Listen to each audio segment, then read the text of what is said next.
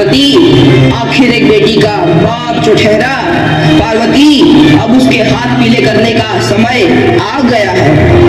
पर हमारी आनंदी तो अभी सिर्फ 9 साल की है। अभी तो उसके पढ़ने लिखने और खेलने कूदने के दिन हैं। देख पार्वती, लड़कियां पराया धन होती है और जितना जल्दी इन्हें घर से विदा कर दे उतना अच्छा है। कल से आनंद की पढ़ाई लिखाई बंद। पर बापू, इसमें मेरी क्या गलती है? आप मुझे पढ़ाई करने क्यों नहीं देते? तेरी गलती है कि तू एक लड़की है। लड़का होती तो क्या बापू? लड़का होती तो क्या? ऐ लड़की, ज्यादा जबान ना चला, नहीं तो जबान हलक से खींचकर बाहर निकाल दूंगा। बापू, मैं पढ़ लिख कर कुछ बनना चाहती हूँ। मेरी पढ़ाई ना रोको बापू। आनंदी, तुझे पढ़ना है तो पढ़, लेकिन सारी उम्र बाप की छाती पर यूं बोझ बनकर ना बैठ। पर बापू, अभी तो मेरी उम्र पढ़ाई लिखाई की है। मुझे पढ़ लिख कर डॉक्टर बनना है।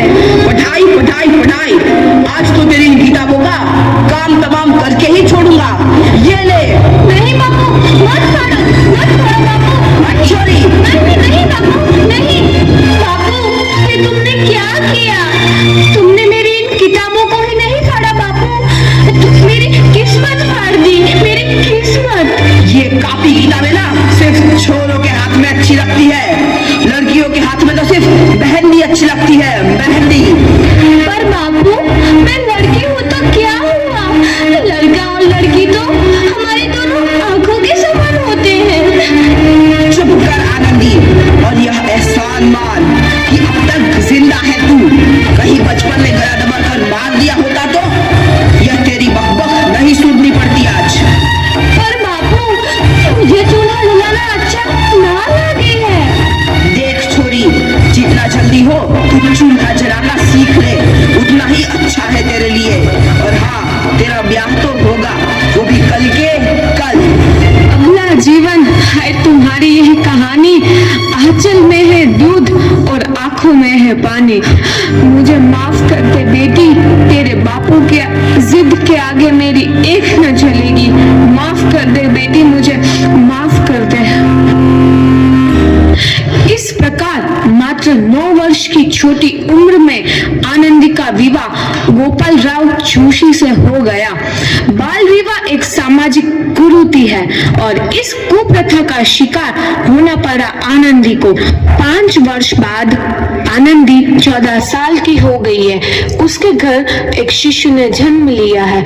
देखते हैं आगे क्या हुआ। देखिए ना, इसे क्या हो गया है?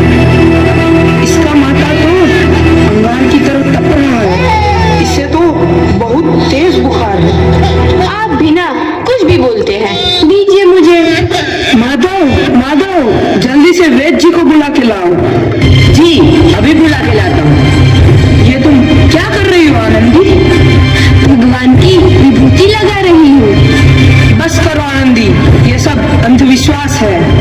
अरे आप यकीन तो कीजिए, भगवान की कृपा से इसका माथा ठंडा हो रहा है और बुखार भी उतर गया है ना बाबू? देखिए, दीजिए मुझे। उठो बाबू, आंखें खोलो, तुम्हें तुम्हारी माँ बुला रही है। आंखें खोलो, देखिए ना इसे क्या हो गया है। आंखें भी नहीं खोल रहा। आंखें खोलो बेटा। आप चुप क्यों है? आंखें खोलो बेटा, आंखें खोलो। आनंदी, हमारा बेटा कभी आंखें नहीं खोलेगा। नहीं, ऐसा नहीं हो सकता। मेरे बेटे को मुझसे कोई नहीं छीन सकता, कोई नहीं छीन सकता। पागल मत बनो आनंदी। माधव, माधव। आनंदी, बंद करो ये पागलपन। भगवान ने मेरा बच्चा छीन लिया। भगवान ने नहीं, तुम्हारी अशिक्षा और अंधविश्वास ने तुम्हारा बच्चा छीना है। अगर तुम पढ़ी लिखी होती तो आज हमारा शिशु जीवित होता। तुम अनपढ़ थी आनंदी, नहीं, अब मैं अनपढ़ नहीं रहूंगी। नहीं रहूंगी मैं अनपढ़। मैं पढ़ूंगी ताकि कल किसी और आनंदी को इलाज के अभाव में अपना बच्चा ना खोना पड़े। शाबाश आनंदी, और यही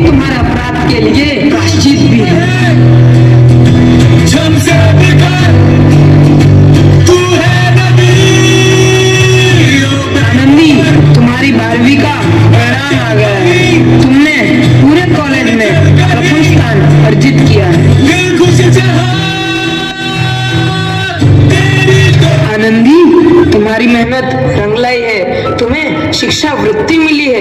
ये लो तुम्हारे अमेरिका जाने की टिकट। मुझे शिक्षा वृत्ति मिल गई, मैं अमेरिका जा रही हूँ। पर ये सब मैं अकेले कैसे कर पाऊंगी? नंदी, अपना आप को इतना कमजोर क्यों समझ रही हो? फिर इतना पढ़ने लिखने का क्या फायदा? तुम अभी गंवार की गवार नहीं हूँ मैं अब गवार।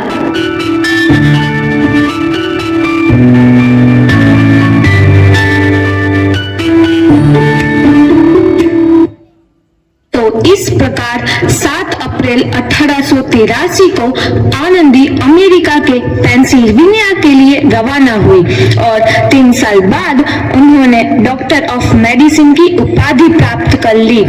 इधर आनंदी के पिता की तबीयत बहुत खराब है। आगे क्या होता है देखते हैं। लगता है अब मेरे जाने का समय आ चुका है।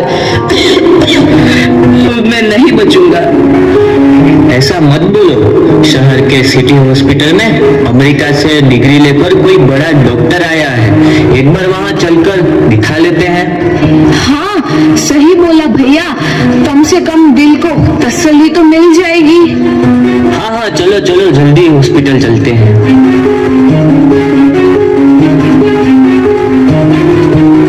इस मरीज की हालत तो बहुत ही खराब है। कोई चमत्कार ही इसे बचा सकता है।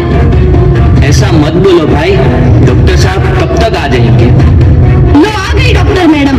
डॉक्टर मैडम जल्दी देखिए, मरीज की हालत बहुत ही खराब है।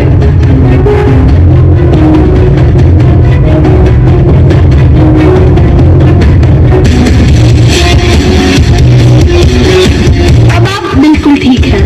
मौत के मुंह से आपको बचाया है डॉक्टर मैडम ने। डॉक्टर साहब ने मुझे बचा लिया। मुझे मिलना है डॉक्टर साहब से। डॉक्टर साहब नहीं, डॉक्टर मैडम बोलो। डॉक्टर मैडम, उन्होंने ही तुम्हें जीवन दान दिया है। वो आ गई डॉक्टर मैडम, मिल लो उनसे। डॉक्टर मैडम, आपका बहुत बहुत धन्यवाद। आपने मेरी जान बचाई। इसके बदले में मैं गरीब भला आपको क्या दे सकता हूँ? वचन चाहिए मुझे कि कभी ये नहीं कहोगे कि लड़कियां कुछ नहीं कर सकती। वचन? ये कैसा वचन? अरे श्यामलाल, तुमने पहचाना नहीं? तुम्हारी बेटी आनंदी। आनंदी? मेरी बेटी आनंदी? डॉक्टर? हाँ बापू, वही आनंदी जिसके लिए बचपन में तूने चूल्हा और दूल्हा के अलावा कुछ नहीं सोचा था। आनंदी, आनंदी मेरी बेटी, मुझे माफ कर दे। मैं तेरा गुनहगार हूँ बेटी। नहीं नहीं बापू, वही आनंदी जिसके हाथ पीले करके तुम उसकी सारी जिंदगी काला कर देना चाहते थे। माफ कर दे मुझे मेरी बच्ची, माफ कर दे। मैं तेरा अपराधी हूँ मेरी बच्ची, माफ कर दे। नहीं बापू, मैंने तो तेरा एहसान चुकाया है। याद है ना अपना एहसान जो बचपन में तुमने मुझ पर किया था? ताने सुना सुना कर जीते जी मार डाला था मुझको। अब बोल, और किस किस को मारेगा? आनंदी बेटी, मुझे माफ कर दे मेरी बच्ची, मैं तेरा गुनहगार हूँ। बापू, आपने ही तो बोला था किताबें सिर्फ बेटों के हाथ में अच्छी लगती है, बेटियों के हाथ में तो सिर्फ मेहंदी। बेटों और बेटियों में फर्क करना तो आंखों में फर्क करने समान है। एक का पढ़ना और दूसरे का ना पढ़ना सामाजिक अंधकार है बापू, सामाजिक अंधकार। उपकार मांगता हूँ मैं तुझ जैसी बेटी का, जिसने सारी उम्र मुझसे कुछ ना मांगा तो सिर्फ बराबरी का दर्जा। वरना सच तो यह है कि मैं तेरी माफी के लायक भी ना हूँ। वो जैसा बाप तेरी बराबरी कर सके उसके मैं लायक भी ना हूँ मेरी बेटी, मैं लायक भी ना हूँ। अपने बापू को क्या माफ नहीं करोगी आनंदी? माफ कर दो आनंदी, माफ कर दो। सुबह का भूला यदि शाम को घर लौट आए तो उसे भूला नहीं कहते। बापू। तो इस प्रकार आनंदीबाई जोशी ने अपनी मेहनत और अटूट इरादे से न केवल भारत की पहली महिला डॉक्टर बनी, बल्कि आगे चल के उन लड़कियों के लिए सुनहरा रास्ता दिखा गई जो जीवन में कुछ करना चाहती थी।